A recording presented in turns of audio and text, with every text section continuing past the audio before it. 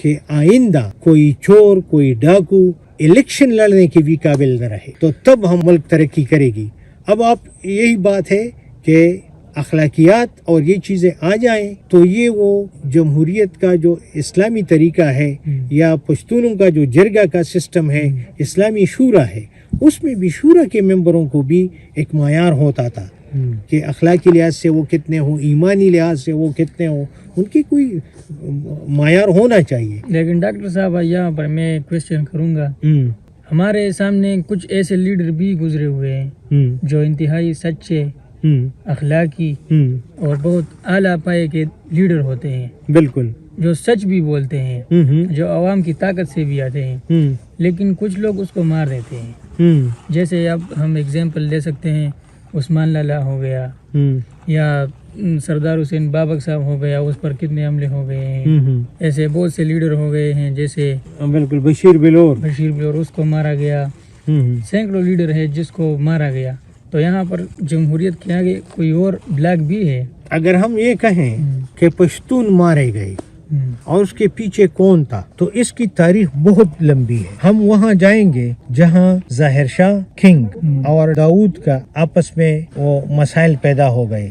سردار داؤد اور ظاہر شاہ کے درمیان جب تعلقات خراب ہو گئے تو اس کی وجہ سے سردار داؤد نے کمیونسٹوں کا سہارا لیا، اور اس کا یہ خیال تھا کہ جب بھی میں چاہوں، یہ ایک فنڈامنٹلسٹ سوسائٹی ہے افغانستان کی، جب بھی میں چاہوں تو میں ان کو بھگا سکتا ہوں، عوام میرے ساتھ ہوں گے۔ جب وقت آیا تو وہ اتنے پکے روٹس میں گئے ہوئے تھے کہ انہوں نے روس کو بلایا اور سردار داؤد کا تختہ الٹ گیا۔ تو یہ کہانی وہاں سے شروع ہوئی۔ تو پولیٹیکلی جب ہم انتشار کا شکار ہوتے ہیں تو اس میں یہ نتائج آتے ہیں کہ امن جو ہے عوام کی برباد ہو جاتی ہے۔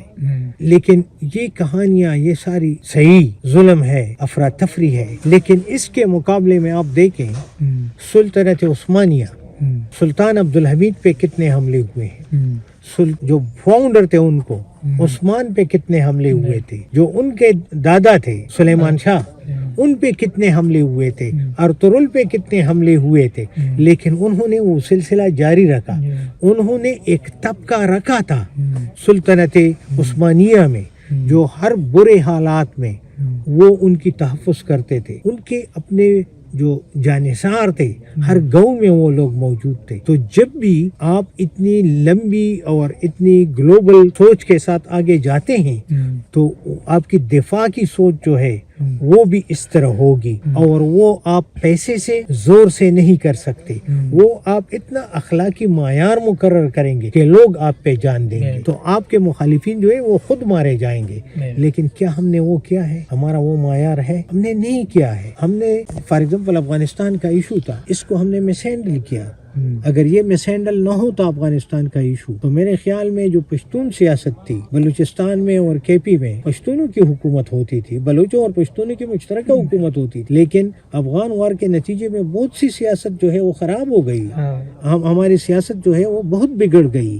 اور اب بھی آپ سیاست کو دیکھیں تو بھٹو صاحب جب جلسے کرتے تھے تو ایک دن درخت پہ چڑھے تھے اور اس نے درخت سے تقریر کی، اور آج جب آپ جلسہ کرتے ہیں تو 50,000 کرسیاں آپ لاتے ہیں اور گراؤنڈ میں لگاتے ہیں۔ اگر آپ کو 100 روپے کرائے پہ ایک کرسی ملتی ہے تو 50,000 ہو گئے، تو 50,000 کتنے ہوتے ہیں؟ 50 لاکھ روپے۔ تو ایک شام کے 1 گھنٹے کی تقریر کے لیے آپ 50 لاکھ روپے خرچ کر سکتے ہیں؟ Impossible. You will use unfair means to earn that money to become rich and then you will be able to go to politics in our society۔ تو یہ جمہوریت نہیں ہے، یہ پیسے کی لڑائی ہے۔ لوگ بار بار کہتے ہیں کہ ولی خان نے کہا تھا کہ میرے پاس اگر اتنے کروڑ روپے ہو تو میں پاکستان کا وزیر اعظم بن سکتا ہوں اور میں لوگوں کو خرید سکتا ہوں۔ تو اگر خرید کے لیے ممبر بھی آپ کے اویلیبل ہیں، ووٹر بھی اویلیبل ہیں، تو پھر تو یہ نہ جمہوریت ہے نہ انسانیت ہے، یہ تو ایک دولت کی غلامی کا ایک سلسلہ ہے جو جاری ہے اور جاری رہے گا۔ لیکن اگر ہم چاہتے ہیں کہ واقعی ہمیں لوگ عزت کی نظر سے دیکھیں تو اس کے لیے ہمیں جو بنیادی اقدار ہیں انسانیت کے، پہلے انسان بننا ہوگا، پھر مسلمان بننا ہوگا، پھر پشتون بننا ہوگا. اور بعض لوگ کہتے ہیں کہ پہلے انسان بننا ہوگا، پھر پشتون بننا ہوگا، پھر مسلمان بننا ہوگا. یہ آپ اپنے مکتب فکر کے لوگ ہیں، لیکن جب بندہ سرے سے انسان نہیں ہے. مولانا شاہ محمد صاحب سے ایک نے پوچھا تھا تو اس نے کہا کہ گدا اگر خانہ کعبہ جائے اور اس کے طواف کریں تو اس کا حج ہوتا ہے. تو اس نے کہا نہیں، گدا تو مسلمان نہیں ہوتا. تو اس نے کہا جس بندے کی اپنی سوچ نہیں ہے تو وہ کیا مسلمان ہوگا، کیا انسان ہوگا، کیا پشتون ہوگا. سب سے پہلے ہمیں اپنی سوچ پہ نظر رکھنی چاہیے.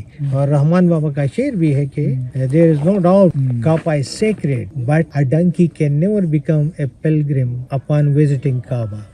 نو کہ کعبے تا خرزی، کعبے کو اگر گدے جاتے ہیں تو ان کا حج نہیں ہوتا.